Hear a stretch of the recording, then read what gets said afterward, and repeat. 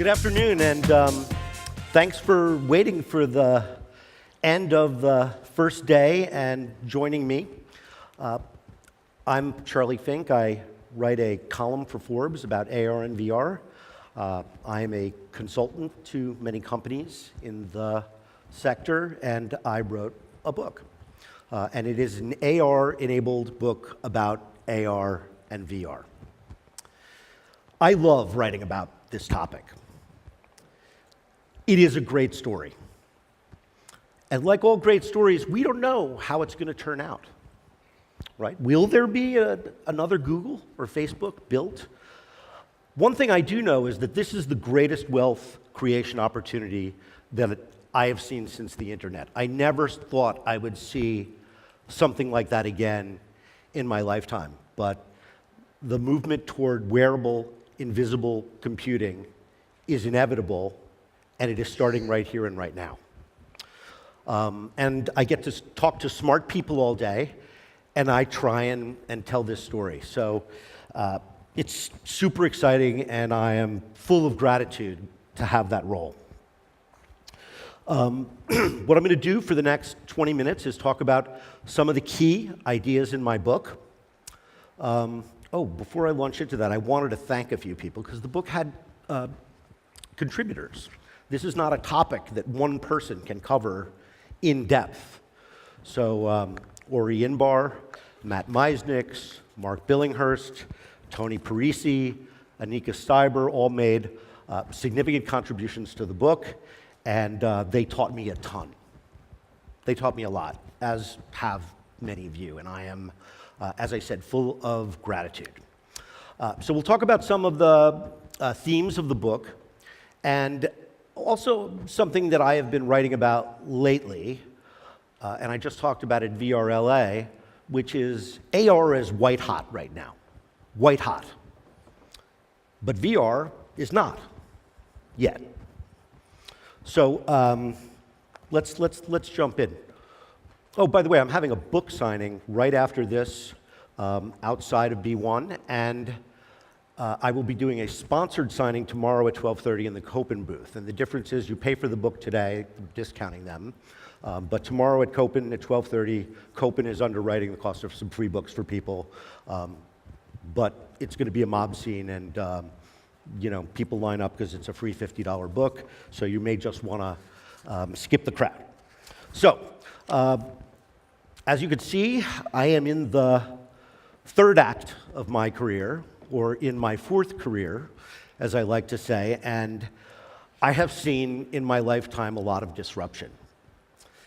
And what's interesting, it's sort of escalating disruption, right? It's escalating toward invisible computing, but when I was a kid, you couldn't record music.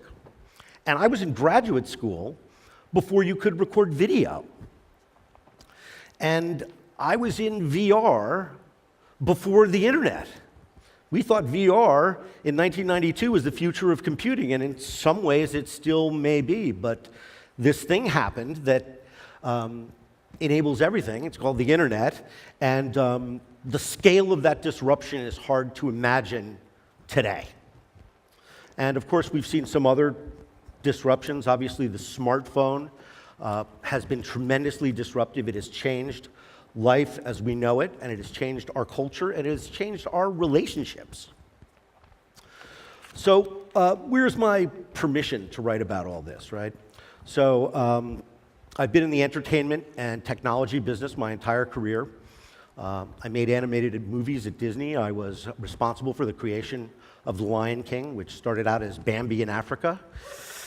And I went on to work on all the talking dog movies the studio was doing because of my expertise with anthropomorphic animals.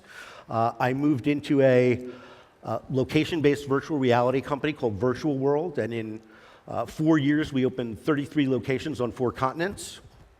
And ultimately the company was sold to Microsoft. The programming team became part of the core Xbox team, and the simulators that we used for virtual reality were taken over by Dave & Buster's.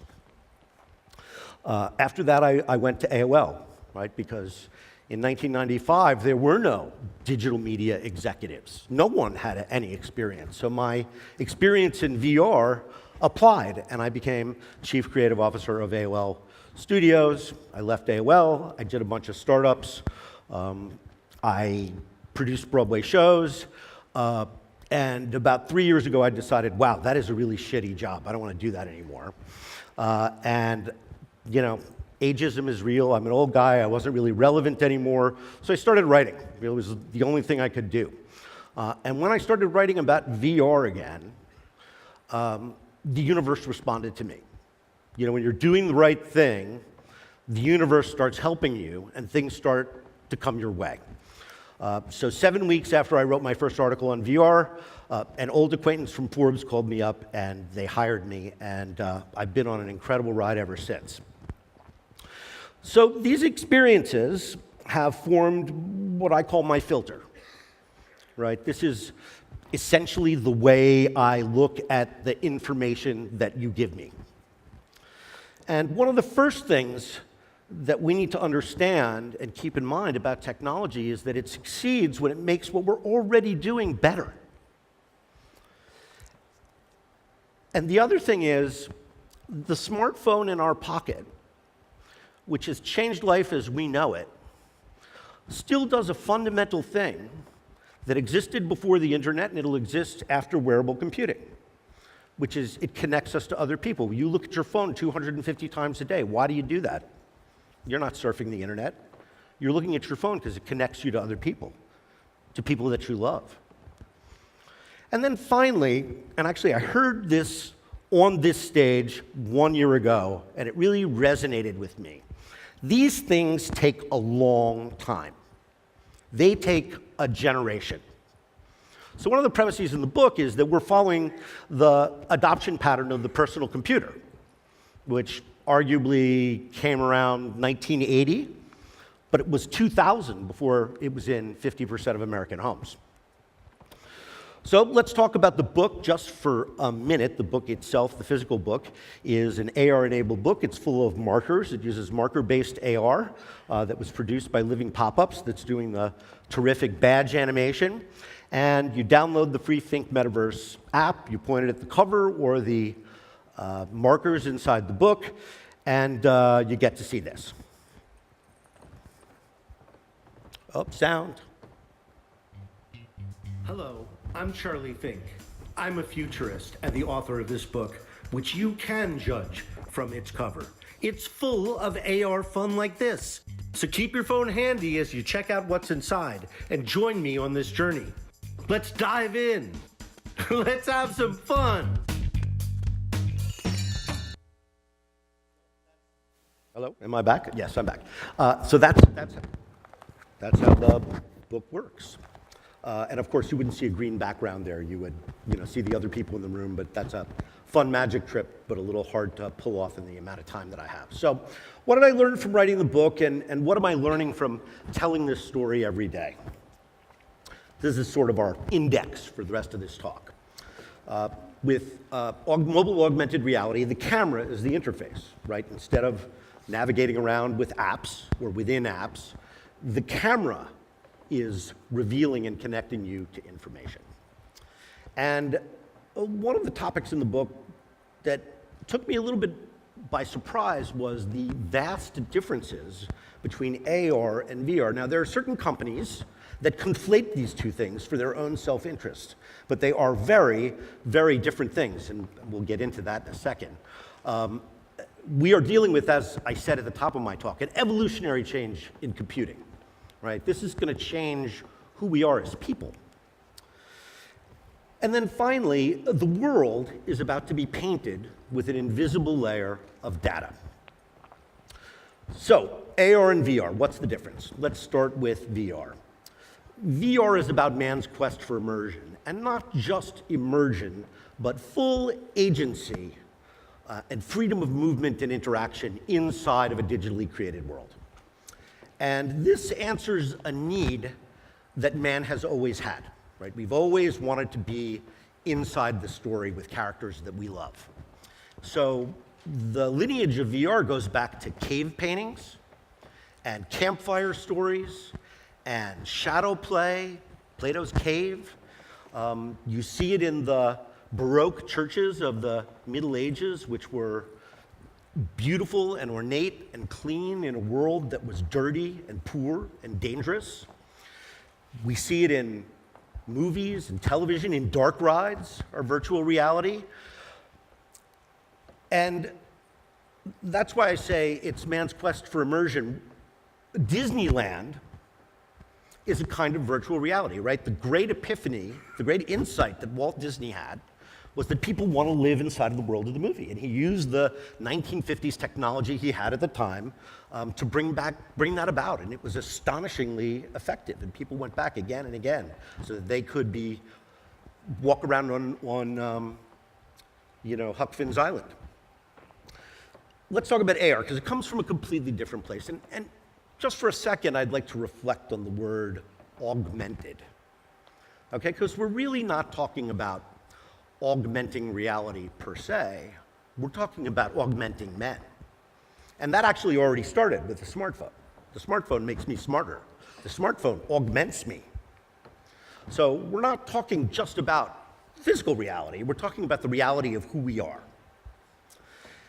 Man has always sought to augment himself, right? It started out with the club, and it went on to the wheel, and then it went on to the steam engine and electricity. And here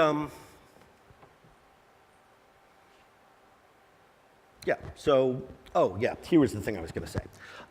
It took 125,000 generations to get to the Industrial Revolution. For 125,000 generations, man lived and worked, played and died in exactly the same way that their ancestors did hundreds of thousands of years ago. And then something changed, right? Now it's 10 generations later, and we're about to have invisible wearable computing.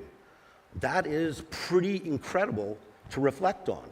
So when we think about augmented reality, we have been on this path for a long time, but now it is accelerated, really beyond the imagination of even our parents one generation ago.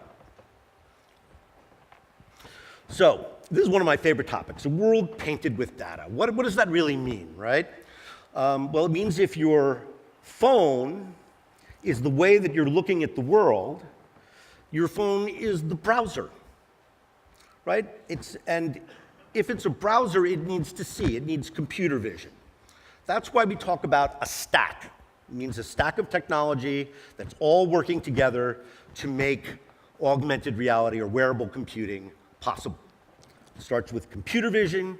It starts with a universal visual browser, which, by the way, has not been invented yet. So when people tell you augmented reality glasses are 3 years away, ask them about the universal visual browser and what the UI is going to be, because nobody knows that.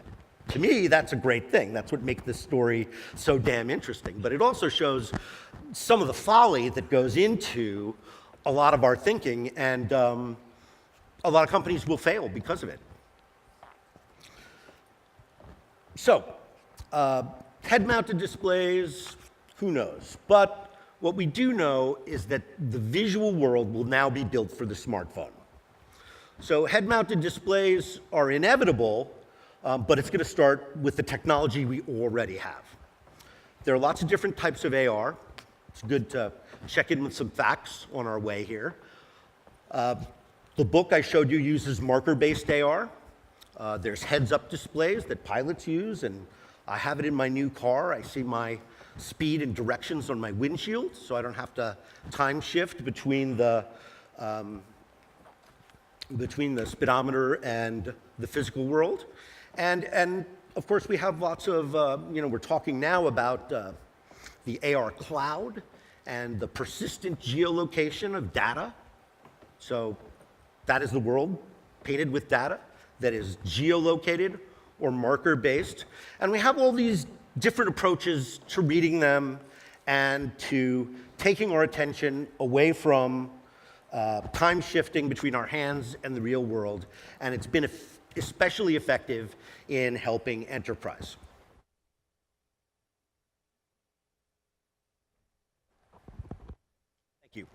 Hello? Okay, I'm still here. So, augmented reality and holding your phone up like this to read data is not the ideal way to do it. It's a horrible form factor. They call this paper hanger syndrome, right? So how long, let's have a contest to see how long we can hold our arm up like this so it's not very long. So when the world is painted with data and when we're actually interacting with the visual web, when there actually is a universal visual browser, that is what is going to start pushing us along the path to consumer AR. But in the meantime, while we're on that path, it's going to rain interim devices. Here are some of them. They're a lot of fun. They're not terribly useful. They're toys, really. Sorry, Mira, if you're here. There's certainly many AR HMDs that you can buy, but most of them you would use for work and then take them off when you're done. But as you can see, the prices for them are becoming quite accessible, but they're not going to be purchased by consumers because they don't take what we're already doing and make it better. Just wanted to pause on Snapchat specs for a second and say, this is not AR. But I do want to compliment Snapchat on proving that you could build something that people would wear that's cool looking. And they did a fantastic marketing campaign. And they chose to do something with those specs that we were already doing, which was shooting video. Unfortunately, they didn't make it better. So much for Snapchat specs. Now let's talk about the humble MICRODISPLAY. Okay, this is what people at this conference understand and that people outside of this conference don't understand, is how valuable this is, particularly in enterprise, because it is purpose-built AR. If you do handwork, if you do warehousing, this makes you go faster, makes your job easier, and ultimately it makes you a better worker, more accurate. Everybody wants that in their work life. Everybody wants to be augmented and better and make fewer mistakes.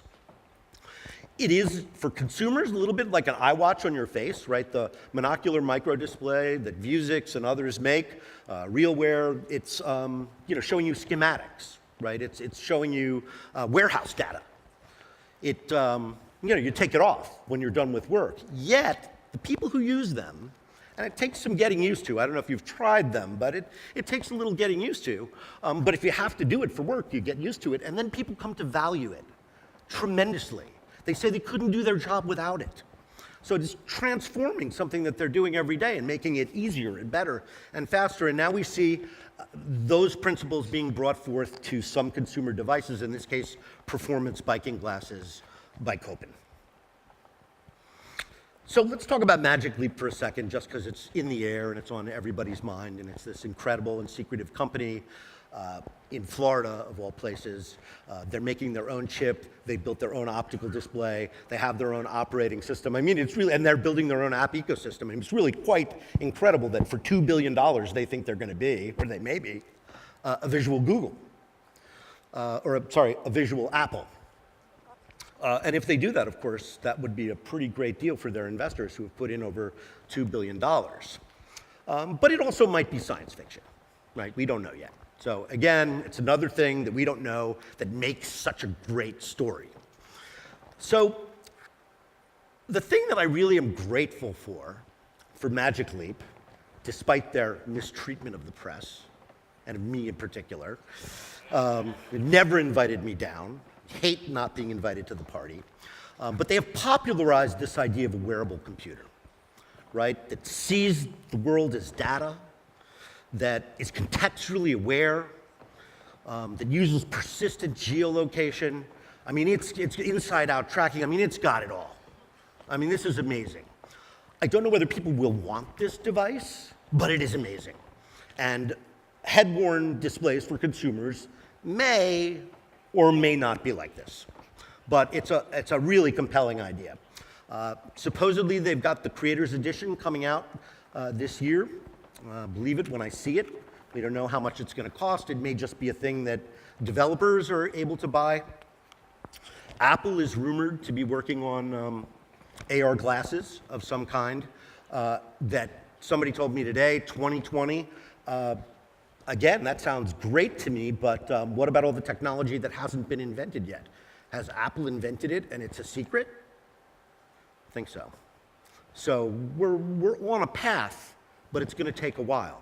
So meanwhile, the cash is in your hand. Why? Everybody has a smartphone. You remember when you had a flip phone and you went into Verizon and they said, hey, would you rather have a smartphone? You can surf the internet and do email at the same price. And you said, yes, please. So we're not there yet, right? We have smartphones. AR is going to be in your smartphone. Yes, please. So what's going to happen with AR in the near term? Well, first of all, everybody's talking about the new Google Maps enhancement. It's going to take what we're already doing and make it better. It is going to filter into every app we use. So Google Maps isn't going to become augmented Google Maps. It's going to be better Google Apps. Augmented reality, in many ways, is a temporary industry-only word. My prediction is in 5 years, saying augmented reality is going to date you as badly as saying the World Wide Web. Right? The World Wide Web is something that your grandmother says and you're slightly embarrassed by. So it's going to become an invisible part of the apps we use every day. Ambient data, the world painted with data, is going to be something that we assume, that kids assume today. Their toy packaging activates augmented reality. The instructions for Lego activate augmented reality. So we are training a new generation to look at objects as if they know there is an invisible layer of data. So shifting over to VR now, and what some of the issues are around VR and why VR is not hot, is that the movie Ready Player One that takes place in 2045 actually may be an accurate prediction. Why do I say that? There is no easily apprehensible consumer value proposition for VR, right? People think it's a game machine, but gamers think it's not going to take the games they like to play and make them better. So who is it for? Why would you go buy one? It is like the personal computer in 1992, which was only in 13% of American households. They were really expensive. They only played expensive CD-ROMs, so they were a luxury item. People didn't think they needed them. They had a computer at work. They did, email at work. They didn't feel like they needed it at home. But when the personal computer met the internet and consumer online services like AOL, it hit an inflection point, and by the year 2000, it was in 50% of American homes. Even though it was still expensive and a luxury item, people decided they couldn't live without it. Meanwhile, today, AR is making billions of dollars. Now, how does it make billions of dollars? People aren't paying for AR. That's not, consumers have nothing to do with this. How does a business make money? Right? There are two ways to increase the amount of money your business makes. One way is to sell more products, and the other is to make your products less expensively. And that is exactly what AR is doing, and that is why Fortune 1000 companies, and really anybody who manufactures anything or assembles anything, is going to derive huge value outside by using head-mounted displays and augmented reality on tablets.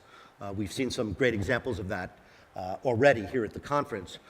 So that is going to drive the economics of AR for the foreseeable future, while consumer AR seeps into cellular phones or smartphones and makes them much better. Better smartphones. Great idea. So let me wrap up by making some larger predictions a little farther out. We've talked about this invisible data layer. Of course, one thing we didn't talk about is who's going to paint the world with data. If the world's going to be painted with data, who's going to do the painting? Well, I think some of the people in the room will have something to do with that. And I think it will be social. I mean, honestly, a lot of geolocated data around the world is going to be notes from your friends, and it's going to be pictures of food. And, ultimately, we're going to need a filter so that when we are wearing augmented reality glasses, we're not assaulted by irrelevant information. It may be geolocated information from our friends has an expiration date, right? You don't want to go into a restaurant and see what somebody said about it 6 years ago. So it has to have some kind of expiration date. We just talked about the explosive growth that we're seeing in enterprise. And by the way, VR is making some great advances in enterprise and education. It is fantastic for training and learning. So like the personal computer, we may become used to VR through the workplace and through schools before it makes its way into our daily lives. Because the world is going to be covered with data or painted with data, I'm going to need a bigger screen because this is a pretty small field of view, right? This is like 5%, maybe, if I bring it really close. So people are going to start using bigger screens. There'll be a choice between better AR or the convenience of slipping it into your pocket. So we'll see who wins there. And then finally, I think there will be, and I mean the Vive Focus is an example of an interoperable AR and VR device. Because a piece of technology is interoperable, it doesn't make it the same, right? Spreadsheet and Word are part of Microsoft Office. They run on our computers, but they are not the same thing. They do completely different things. They are tools that we use for purposes. So, I want to thank you for listening. I want to thank you for sharing your stories. I want to thank my publisher, Bob Fine, and all the people at AWE. I want to thank Clark Wolf for running the show for us today. And funny aside, and then we'll go sign some books. Clark just asked me backstage, do you know anybody somebody in LA who sells commercial real estate and likes to play golf? And went to Emerson College? I said, yeah, that's my son. So Clark actually plays golf with my son. So it's like a small world, right?